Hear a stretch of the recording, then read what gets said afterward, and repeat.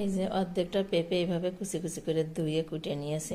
আগে ধুয়েছি তারপরে কুটেছি, না হলে পেঁপের যে ভিটামিন সেটা নষ্ট হয়ে যাবে।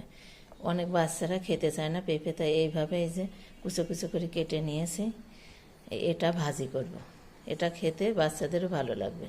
দেখো কড়াই গরম হয়ে গেছে, তেল দিয়ে দিলাম পরিমাণ মতো। এই যে এবার পেঁপেগুলো ভেজে দিলাম, একটু লবণ দিয়ে দিলাম, একটু হলুদ দিয়ে দিলাম, এই যে একটু চিনি দিয়ে দিলাম। একটু তেল বেশি দিতে হয়, না হলে পরে পুড়িয়ে যাবে।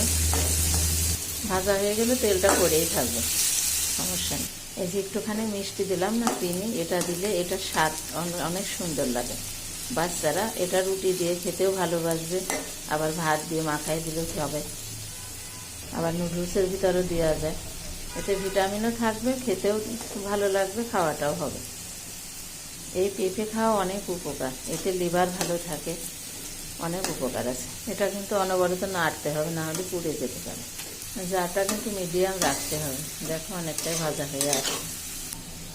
দেখো বন্ধুরা, এই যে হয়ে গেছে, মনে হচ্ছে আলু ভাজা। দেখেছো কত সুন্দর ঝরঝরা। আর দেখো এই যে তেল, এই তেলটা কিন্তু আর একটা তরকারি রান্না করতে পারবে। দেখো কতটা সুন্দর হয়েছে।